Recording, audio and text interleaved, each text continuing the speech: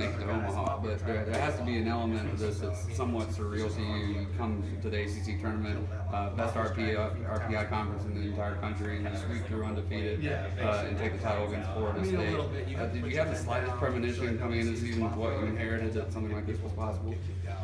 The only thing that I can try to do as the head coach here at Clemson is try to get the best out of my players. You know, whether we win a championship or not, I hang my hat every single day on, did I get the most out of my team today?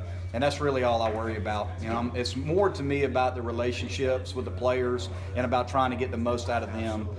Whether we win a championship or not, to me, is championships are more of a byproduct of getting the most out of your team. And not being so focused on the end result all the time. And that's taken time for me to understand that. As a young head coach, I always worried about the end result. You know, can we get these last 3 outs? You know, can we find a way to win the conference tournament or the conference championship and get to Omaha? You start worrying so much about the end result that you don't enjoy the process along the way. You don't enjoy the journey along the way. And next thing you know, the season's over and you didn't enjoy any of it.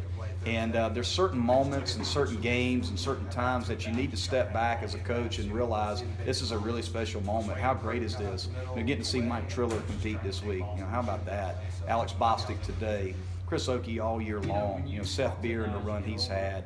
There's storyline after storyline of guys that have had unbelievable years. Pat Crawl. I could go on, but overall, it's what this team accomplished together. You know, they showed up every day ready to go, ready to compete. And it's amazing to me how resilient they are.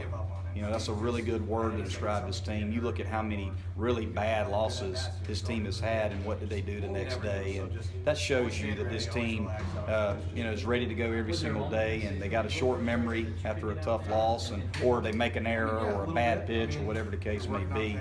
They keep competing, and I couldn't be prouder of them. I'm sorry, you guys didn't always play your best ball necessarily this Right. week, but just figuring out ways to win, does that make a championship a little bit more satisfying? It does. You know, it does, because I think the reason that we won the championship was because of our toughness. You know, and toughness to me is how you handle pressure.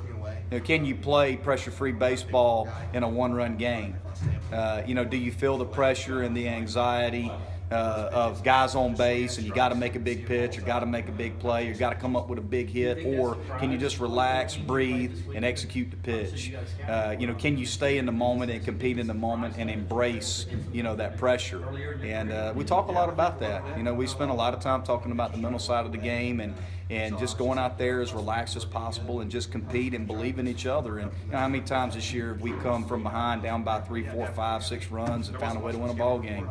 And a lot of that just comes from the fact that I try my best to get our guys to be fearless, you know, to play the game fearless, play it with reckless abandon, and be fierce competitors, and that's what they do. And that's why we've won the games that we won. That's why we won the championship this week. I kind of touched on my next